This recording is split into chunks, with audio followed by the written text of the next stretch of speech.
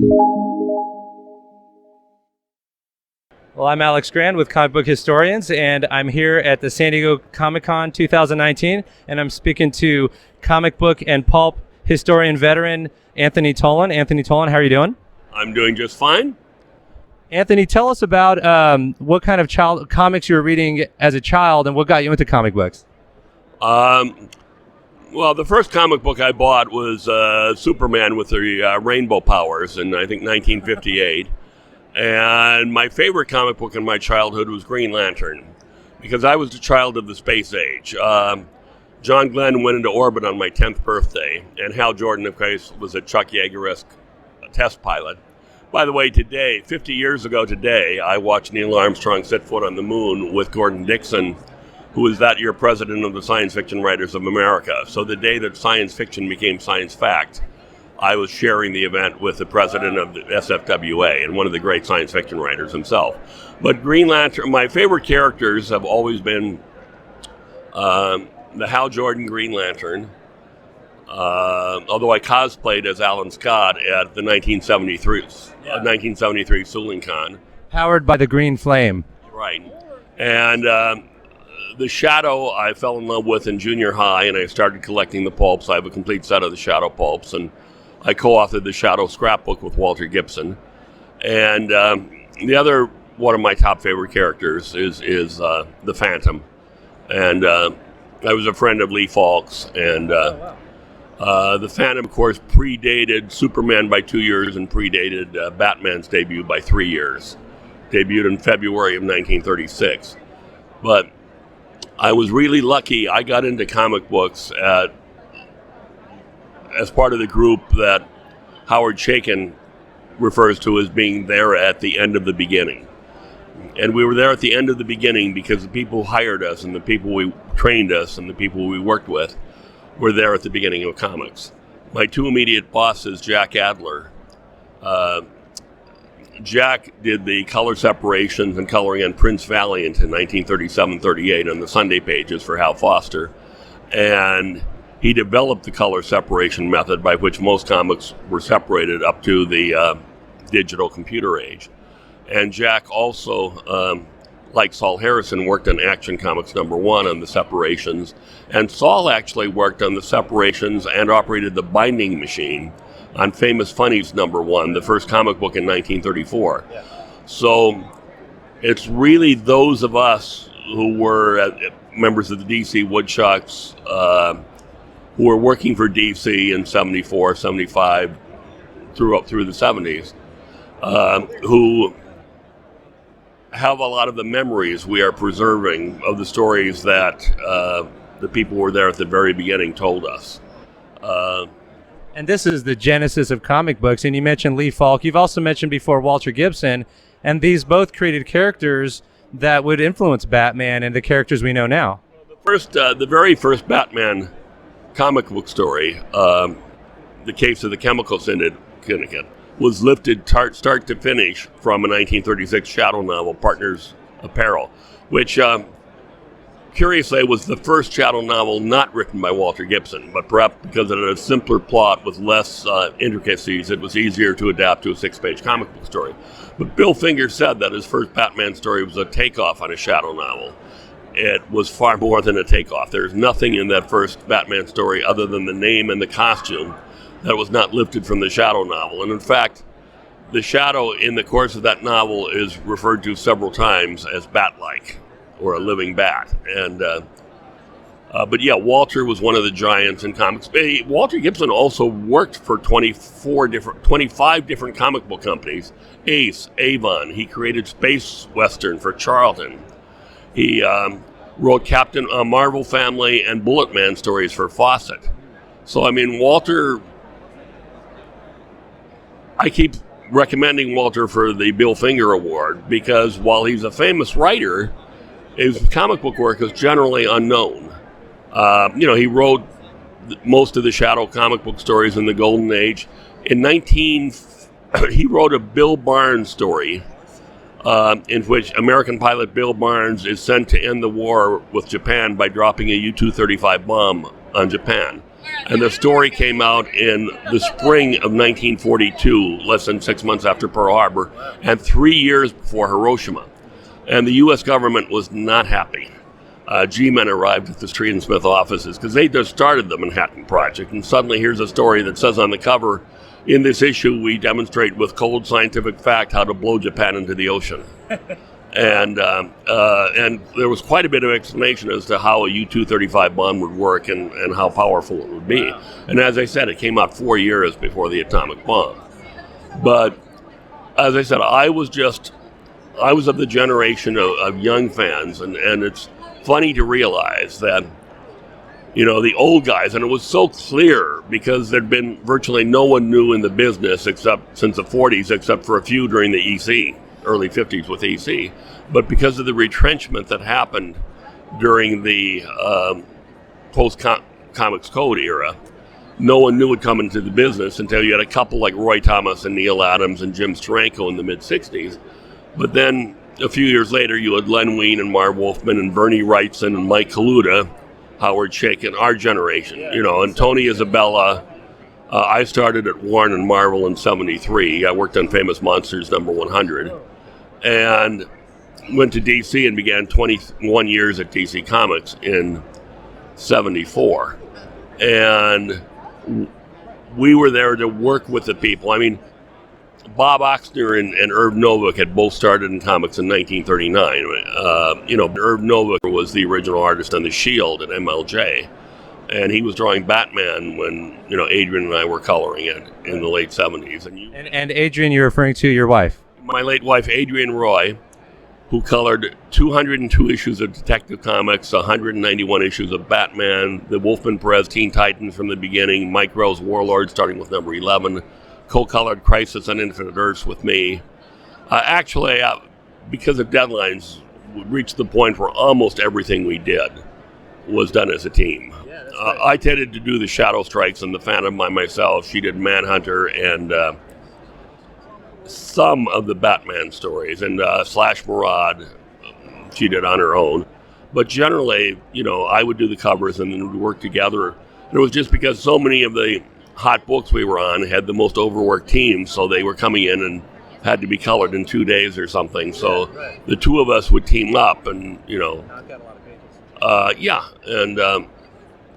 but I often say that, I've noted that a lot of people who were fans then thought Adrienne Roy colored every comic at DC, and that wasn't the case. She was actually only coloring the titles that people were reading.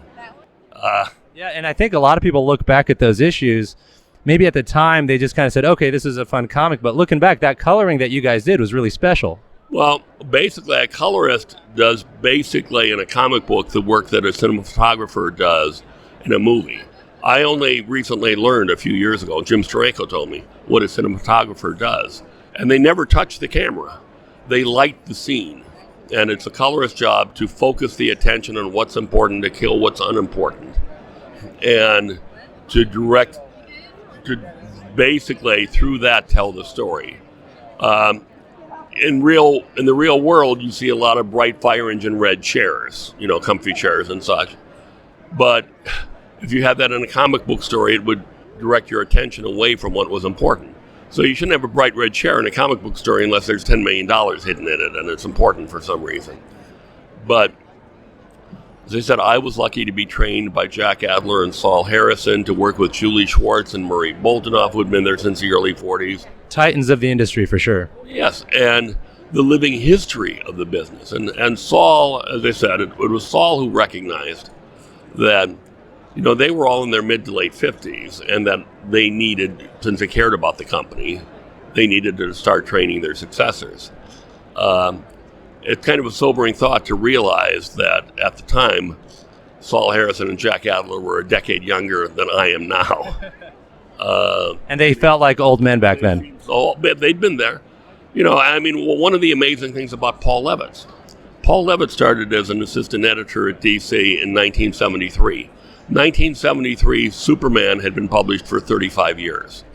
1973 is now 46 years ago.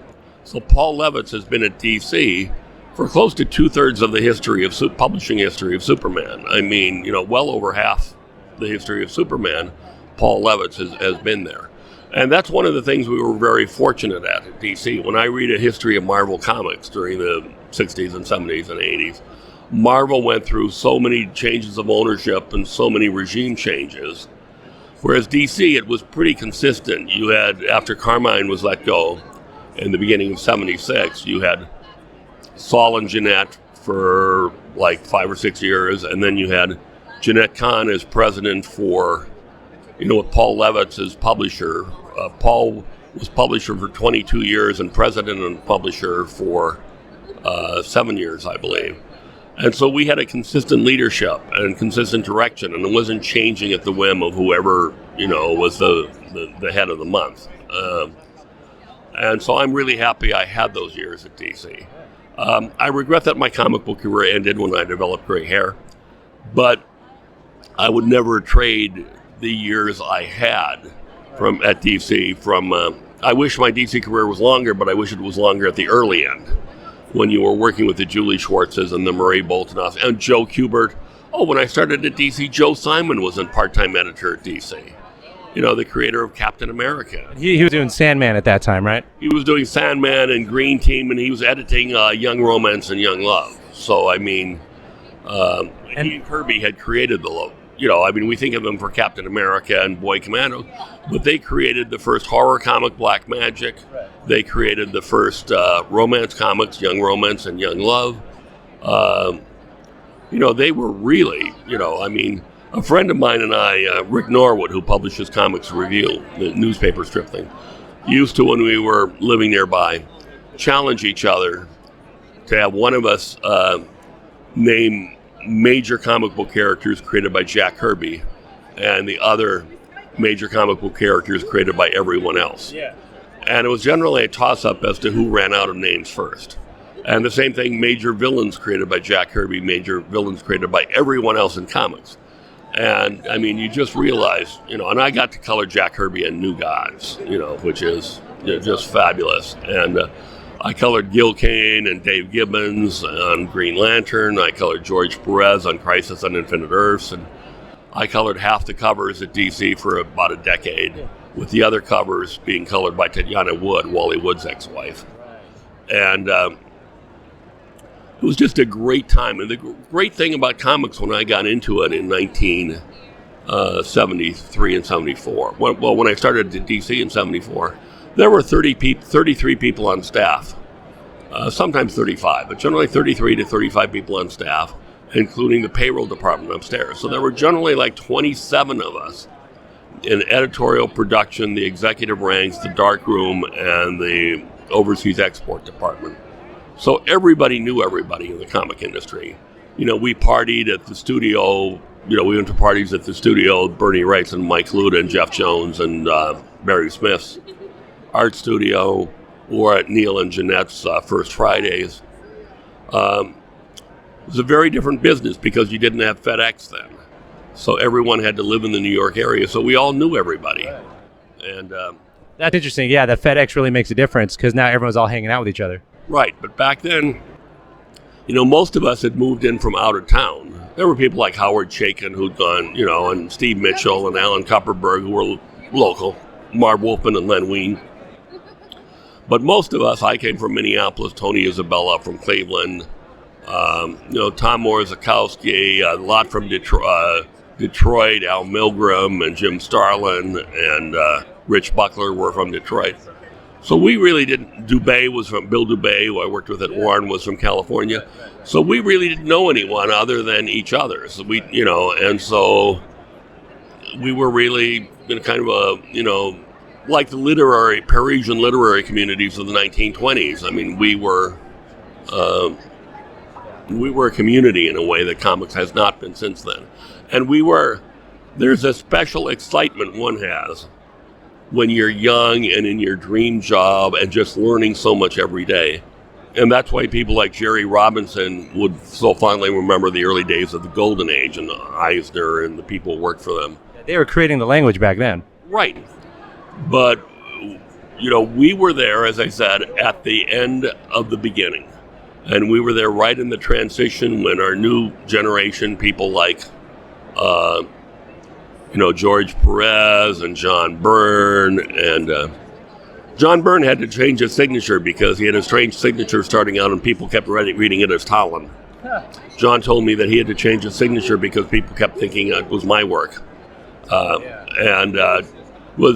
had a J that looked kind of like a T and an N at the end and this kind of scrawl in between. But we had Walt Simonson, and you had all these people starting to change things, and also coming from a tradition where they had not grown up in the pulp era and the Depression, so they were a bit more willing to demand. People who grew up in the Depression were kind of fearful of losing jobs. But we were right there when things were really changing. So we had the excitement of working with the people who'd been there from the beginning, but we also had our new generation coming in and taking over. Only recently have I really come to appreciate that period, because when I first started at DC, it was just after the period when we'd had all this creativity with Batlash and Anthro and Deadman and Green Lantern, Green Arrow, and they hadn't appeared to have sold that well, so there was kind of an attitude, well, quality doesn't sell, so, why bother? We still had Swamp Thing, we had the Kaluta Shadow. But when I look back and, just realized a few years later, New Teen Titans, Don Newton on Batman, and, Jim Aparo, and once again, Swamp Thing, and Mike Grell's Warlord, which my wife Adrienne colored. We had a major... and I see someone with a 3D model of a cover I colored right behind you.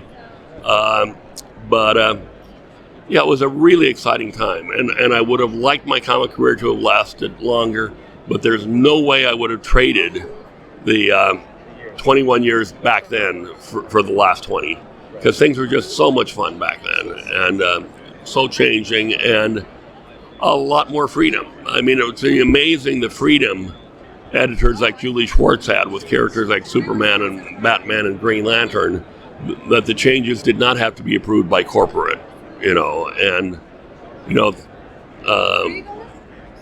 things just happened because an editor wanted them to happen, not because of a 10-year marketing strategy or something.